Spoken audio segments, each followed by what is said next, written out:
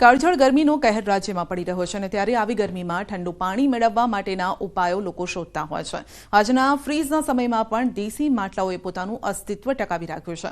ઉનાળો આવતા જ થાનના દેશી માટલાની ભરપૂર માંગ રહે છે। થાન પંથકમાં અંદાજે 150થી વધુ ગૃહ ઉદ્યોગમાં માટલા બનાવાય છે। આ ગૃહ ઉદ્યોગના કારણે અનેક લોકોને રોજગારી પણ મળી રહે છે। થાનના દેશી માટલાઓની રાજ્યભરમાં માંગ રહેતી હોય છે। અહીં 8થી 20 લીટર સુધીની ક્ષમતાવાળા માટલા બને છે। સાથે જ માટલા પરની अलग अलग डिजाइन और कलर काम पण लोकोने आकर्षित करे छे। અને ઉનાળાના સમયમાં એ લોકોને ગૃહ ઉદ્યોગમાં રોજી રોટી મળતી હોય અને ખાસ આ ઉદ્યોગની ખાસિયત એ છે કે 50% જે સરકારની જે એક ચાહના છે કે મહિલાઓ સહભાગી થાય, એમ 50% રોજગાર આમાં મહિલાઓને મળે છે। અને અમારી પાસે 8 લીટરથી 10 લીટર 12 લીટર 15 લીટર 20 લીટર એવા માટલા બનાવીએ છીએ અને અમારા માટલા રી ગુજરાત ઓલ ઓવર ઇન્ડિયામાં વધારે જતા હોય છે અને આ માટલા અમે 8-10 વર્ષથી બનાવીએ છીએ। તો આ માટલા ગરમીના મોસમમાં અમારે પાણી ઠંડુ થવા માટે એકદમ સારી છે। નેચરલ માટીનો ઉપયોગ કરી છે એમ બધાય।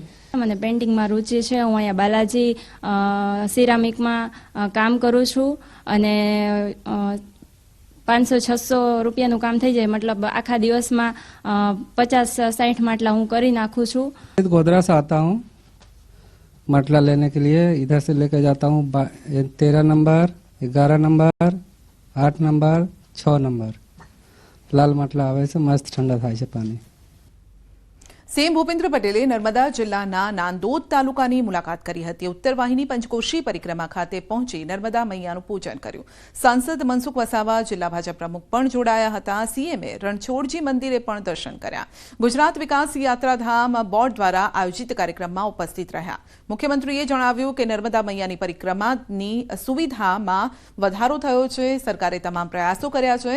પરિક્રમાર્થીઓને કોઈ અગવડ ન પડે તે માટે તંત્ર દ્વારા અનેક સુવિધાઓ ઊભી કરવામાં આવી છે। પરિક્રમાના માર્ગમાં નર્મદા નદીના શહેરાવ ઘાટ, રેંગણ ઘાટ, રામપુરા ઘાટ અને તિલકવાડા ઘાટ આવેલા છે, જ્યાં boat jetty, home light, changing room, CCTV, પાણી વગેરેની સુવિધા પણ પૂરી પડાઈ। પરિક્રમાર્થીઓએ પણ સુવિધા બદલ સરકારનો આભાર માન્યો।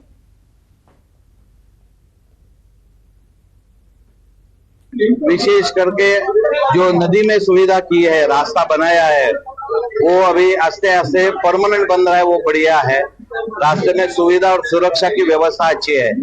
ये साल हमने देखा कि रात को जो परिक्रमा करना चाहते हैं उनके लिए लाइट की, बिजली की भी व्यवस्था की है। कहीं बीजू कहेવાનું નથી। માં નર્મદાને અમે પૂજા અર્ચના કરી છે અને તમે પણ પરિક્રમા કરીને આવ્યા છો, તો ગુજરાતની દરેક જનતા વતી આપણે બધાએ પ્રાર્થના કરીએ માં નર્મદાને કે બધાની સુખ